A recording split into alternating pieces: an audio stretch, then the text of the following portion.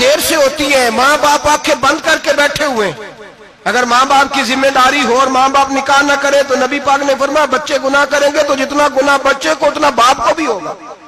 تو ماں باپ چپ ہیں، دوسرا شادی مشکل بڑی ہے، مہنگی بڑی، اور تیسرا نہیں کر رہے کچھ لوگ تو روزے بھی نہیں رکھ رہے۔ تو رمضان ان کے لیے بھی وقت ہے، نفسانی قوتیں کچلی جائیں گی، کھانا جتنا کم کھایا جائے گا اتنا وجود کے اندر نفسانی خواہشات کم پیدا ہوں۔ تو رمضان تو پریکٹس ہے مجاہدے کی، دین کی۔ اور دوسرا، میرے حبیب پاک صلی اللہ علیہ وسلم نے فرمایا ہے، حضور فرماتے ہیں کہ رمضان اور قرآن کا آپس میں رشتہ ہے۔ قرآن پاک کتنا پڑھنا چاہیے روزانہ؟ زیادہ سے اللہ جزا دے، امید ہے آپ زیادہ سے زیادہ ہی پڑھتے ہوں گے۔ بھائی سنیں، حدیث مبارکہ میں نبی پاک نے فرمایا رمضان اور قرآن دونوں مل کے نا، بڑی پیاری حدیث ہے، فرمایا دونوں مل کے اللہ کی بارگاہ میں میری امت کی سفارش کریں گے، رمضان اور اللہ اکبر۔ کس طرح؟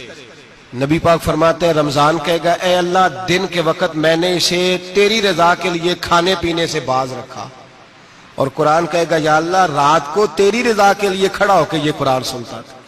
رمضان اور قرآن دونوں سفارش کریں گے۔ ہم نا بڑا کچھ پڑھتے ہیں، سنتے ہیں، سیکھتے ہیں، اب یقین کریں یہ کھاتے بھائی کا بھائی سے اختلاف ہو جائے نا تو وہ 30 سال پرانے کھاتے کھول کے لے آتا ہے، ساری رات ڈھونڈتا ہے کہ میرے پیسے کہاں سے نکلتے ہیں، پڑھ لیتا ہے۔ قرآن پاک کی باری آتی ہے تو نہیں پڑھتے قرآن پاک۔ ابا جی کا ختم ہوتا ہے تو مانگتے پھرتے ہیں، کہتے ہیں 2 قرآن پاک، 10 قرآن پاک۔ یہ باتیں بتانی نہیں چاہیے، کرنی نہیں چاہیے، لیکن چونکہ تربیت کے لیے بیٹھا ہوں تو کر دیتا ہوں۔ میرے شاگردوں سے پوچھیں، یہاں مدرسہ ہے الحمدللہ، درجنوں طلباء ہیں، اساتذہ ہیں، میرے پیر بھائی ہیں، اور میرا یہ دعویٰ ہے کہ شاید کوئی کسی سے اتنا پیار کرتا ہو جتنے میرے شاگرد اور مرید مجھ سے کرتے ہیں، لیکن میں نے کبھی کسی سے نہیں کہا کہ ذرا سورت فاتحہ پڑھ کے دینا، میں نے اپنے ابا جی کو ثواب دینا ہے۔ پوچھ لیں کسی سے نہیں کبھی کہا، کبھی نہیں میں نے کہا کہ ذرا مجھے تھوڑا سا قرآن پڑھ دیں۔ میں اس کو ناجائز نہیں کہتا، پڑھوانا چاہیے، لیکن میں اپنے والدین کے لیے کبھی سوال نہیں کرتا کہ مجھے ذرا پڑھ کے دو، میں نے بخشنا ہے، اس لیے کہ میں نے ذاتی طور پہ روٹین بنائی ہے۔ میں سمجھتا ہوں کہ کائنات کے اندر میرے اوپر جن لوگوں نے احسان کیے ان میں سب سے زیادہ حصہ میرے ماں باپ کا ہے۔ میں سمجھتا ہوں اس بات، کتنا نالائق ہوں میں کہ میں 1 مہینے میں ایک قرآن پاک بھی پڑھ کے ان کی روح کو احسال نہیں کر سکتا۔ میرا یہ طریقہ ہے ذاتی، میں قدغن نہیں لگاتا، میرا ذاتی طریقہ یہ، الحمد سے شروع کرو اور 2 سورتیں چھوڑ کے قرآن پاک ختم کر دو آخری، اور پھر فلق اور ناس صورتیں ساتھ لے جاؤ۔ یہاں بیٹھ کے سال ثواب نہیں کرنا، ختم نہیں دلانا، ساتھ لے جاؤ، قبر پہ کھڑے ہو جاؤ اور فلق اور ناس صورتیں قبر پہ بیٹھ کے تلاوت کرو، اور جو قرآن مجید پڑھا ہے ان کی روح کو وہاں احسال کرو۔ او بھائی، اولاد جب ماں باپ کے لیے پڑھتی ہے تو اسے کہنا نہیں پڑتا اللہ بخش دے، اس لیے کہ اولاد کی نیکیاں خود بخود ماں باپ کے کھاتے میں جمع ہوتی ہیں، خود نیکیاں جمع ہوتی ہیں۔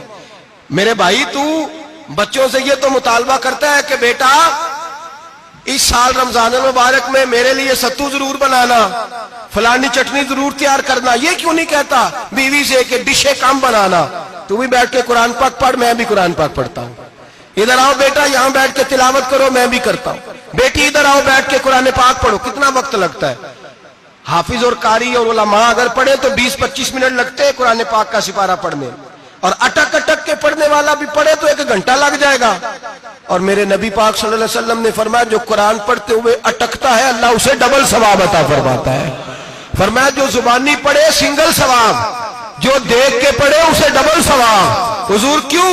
فرمایا اس لیے کہ میرا قرآن دیکھنے پہ بھی اللہ ثواب عطا فرماتا ہے، قرآن دیکھنے پہ بھی اللہ ثواب دیتا ہے، دیکھنے کا بھی ثواب۔ رمضان شریف میں قرآن پاک پڑھے، کھول کے پڑھے۔ اور میرے بھائی اگر تیرا بچہ پڑھے، اگر تیری بیٹی پڑھے، کائنات کا خوش نصیب باپ وہ ہے کہ بیٹا قرآن پڑھے، چاہے ناظرہ ہی پڑھے، جس کی بیٹی پڑھے۔ زندگی میں انہیں اس کام پہ لگا جاؤ، مرنے کے بعد بھی پڑھیں گے۔ امام جلال الدین سیوطی شافعی رحمت اللہ علیہ فرماتے حضرت عیسیٰ قبر کے پاس سے گزرے، قبر پہ عذاب ہو رہا تھا، اللہ کا غضب برس رہا تھا، جناب عیسیٰ استغفار پڑھتے ڈرتے گزر گئے۔ تھوڑی دیر کے بعد، چند گھنٹوں کے بعد گزرے تو اسی قبر پہ پھول کھلے ہوئے تھے، रहमत बरस रही थी। हजरत ईसा अलैहिस्सलाम अर्ज करने लगे, मौला तू बेनियाज है, मेरी ताकत नहीं तेरे कामों में बोलने की, पर अभी तो यहाँ अजाब हो रहा था, अभी रहमत बरस रही है। जनाब ईसा कहते हैं आवाज़े खुदाबंदी आई, ईसा बंदा बड़ा गुनाहगार था, पापी था, मुजरम था, खताकार था, लेकिन जब इसका इंतकाल हुआ, इसकी बीवी हामला थी, उसके पेट में बच्चा था, बच्चा इसके इंतकाल के बाद पैदा हुआ। आज वो 4-4.5 साल का हुआ है, मकतब में गया है, मदरसा में गया है, उस्ताद ने बिस्मिल्लाह शरीफ पढ़ाई है, फरमाया उसने तोतली जुबान से कहा है बिस्मिल्लाहिर्रहमानिर्रहीम का, ऐसा मुझे बतला इस जमीन पर वो मासूम जिसे अभी रहमान और रहीम कहना नहीं आता, वो तोतली जुबान से मुझे रहमान और रहीम कहे और मैं उसी जमीन पे उसके बाप को अजाब दूं। फरमाया उसने एक बार रहमान और रहीम कहा है, मैंने उसकी बाप की कब्र को नूर से मामूर फरमा दिया है, नूर से भर दी है कब्र, बरकत से भर दी है। अल्लाह करे मेरे बेटे भी कुरान पढ़े, अल्लाह करे मेरी बेटियां भी कुरान पढ़े, अल्लाह करे हम सब की औलादे कुरान पाक पढ़े। लेकिन ना इमाम आजम अबू हनीफा रमजान में 61 कुरान पाक पढ़ते थे। कितने? 60 टेक, अल्लाहु अकबर। एक कुरान पाक दिन में पढ़ते पूरा, एक रात को पढ़ते, एक तरावी में पढ़ते, 61 कुरान पाक इमाम साहब पढ़ते। आप फरमाते मैंने छोड़ दिए सारे वजीफे, मैं सिर्फ रसूलुल्लाह का कुरान पढ़ता हूं। रमजान सारा कुरान पाक, सारा रमजान। अब तो आदत ही नहीं रही हमें कुरान पाक। अगर लोग नाराज ना हो तो महफिल नात होती है, तो तिलावतें कितनी होती हैं, और नातें हमने ज़ौक़ ही नहीं बनाया, ज़ौक़ ही नहीं बनाया हमने तिलावत कुरान का। इसलिए कि कुर्रा उलमा फुकरा इनको हम तैयार ही नहीं कर रहे, हम तो एक्टर पाल रहे हैं जो पैसे लेते हैं नात खानी के, माज़अल्लाह। ओ मेरे भाई, क्या कुरान मेरे नबी की नात नहीं? हजरत आयशा सिद्दीका रज़ी अल्लाह तआला अन्हा के पास सहाबा गए, कहने लगे अम्मा जी हमें नबी पाक का इखलाक बतलाएं। तो अम्मा जी कहने लगी जाओ जाके कुरान पाक पढ़ो, काला खुलुकुल कुरान, सारा कुरान मेरे नबी के इखलाक का ही नाम है, ये सारी नात है, ये सारी नात है। इस नात को सुनने लोग क्यों नहीं आते? इतना रश में अपने नात में, उतना तरावी पे क्यों नहीं होता? और मिल्लत का जवान याद रखे, बूढ़े तरावियां पढ़ते हैं, ज़ईफ तरावियां पढ़ते हैं, घुटनों में दर्द है तरावियां पढ़ते हैं, बीमार बूढ़े तरावियां पढ़ते हैं, जवान वहां चौक में खड़े। क्या जवानी इसलिए है चौकों में खड़ा हुआ जाए? क्या जवानी इसलिए है कि सऊदी अरब जाने के लिए पासपोर्ट बनाना हो तो 2.5 घंटे खड़ा रहे तू, शनाख्ती कार्ड के दफ्तर तू खड़ा रहे, प्रोटेक्टर के लिए खड़ा रहे, काफिरों के सामने कासा लेसी करने के लिए तू खड़ा रहे, तू नौकरी पे जाए तो सारी रात खड़ा रहे, और तू कुरान के लिए खड़ा नहीं होता? मेरे महबूब ने फरमाया मन कामा ईमानन व इहतिसाबन गुफिरा लहु मा तक़द्दम मिन ज़ंबि। फरमाया जो रमजान मुबारक में अल्लाह की रिजा के लिए गुनाहों की माफी के इरादे से कयाम करेगा, रातों को इबादत करेगा, अल्लाह उसके पिछले सारे गुनाह माफ फरमा देगा। नौजवान इरादा करें, प्रोग्राम बनाएं कि इंशाअल्लाह कुरान पढ़ना भी है, कुरान पढ़वाना भी है, सुनना भी है, और इंशाअल्लाह बोलिए सुनना भी है और पढ़ना भी है और पढ़ाना भी। हिम्मत करें, दलेरी करें, आके खड़े तो हो, अल्लाह तौफीक अता करेगा।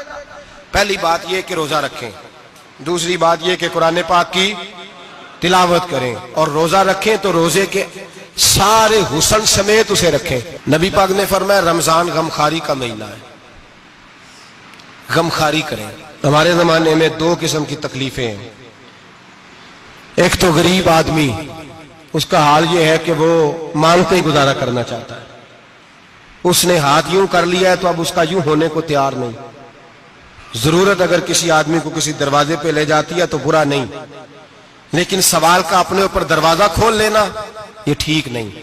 फाका कशी पैदा करें, हौसला पैदा करें, थोड़े पे गुजारा करना सीखें। गरीबों को भी इजाजत नहीं कि वो निकल खड़े हों मैदान में मांगने के लिए। टोलियां निकलती हैं रमजान में, जत्थे निकलते हैं खैरात इकट्ठी करने वाले। बचें। मेरे नबी पाक सल्लल्लाहु अलैहि वसल्लम ने फरमाया जिसने बगैर जरूरत के सवाल किया, जब कयामत के दिन आएगा तो उसके चेहरे के ऊपर गोश्त नहीं होगा, सिर्फ ढांचा ही होगा। इतनी भयानक सूरत में आए, बगैर अशद जरूरत के सवाल न कर, कभी सवाल न कर। और अमीरों से गुजारिश है कि रमजान हमदर्दी का महीना है, ہمدردی کریں تو سامنے والے کی عزت کا بھی خیال کریں. یہ بات درست ہے کہ غریب سیاڑا نہیں ہوتا، اس لیے کہ جس کی جیب میں پیسے نہیں ہوتے بھائی اسے عقل بھی نہیں ہوتی. جس کے گھر کار نہیں ہوتی اسے چلانے کا طریقہ، جس کے گھر اوون نہیں ہوتا اسے چلانے کا طریقہ بھی نہیں آتا. جس کے گھر میں چیزیں ہوتی ہیں اسے چلانا بھی آ جاتا ہے. جدے گھر دانے اودے کملے بھی اس کے سیانے ہو جاتے ہیں. تو چودھری صاحب، سیٹھ صاحب، نواب صاحب آٹا تقسیم کرتے ہیں، کھڑے ہو کے فوٹو کھچاتے ہیں، فیس بک پہ دیتے ہیں، اور ایک آٹے کا تھیلا اور 10 اخباروں میں فوٹو. اللہ سے ڈریں، رمضان ہمدردی کا مہینہ، ہمدردی کا. غریب کو دیں تو اس کی عزت کو رسوا نہ کریں. میرے نبی پاک علیہ السلام کے صحابی حضرت عبداللہ ابن عمر رضی اللہ تعالیٰ عنہ ڈھونڈ کے لاتے تھے مسکینوں کو، ڈھونڈ کے، اور جب لاتے تھے تو اپنے دسترخوان پر بٹھا کر اپنے ساتھ افطاری کرایا کرتے. اور پھر فرمایا اللہ تعالیٰ نے لن تنالوا البر حتی تنفقوا مما تحبون، اللہ کے راستے میں وہ چیز دینی ہے جو تمہیں زیادہ پیاری ہو.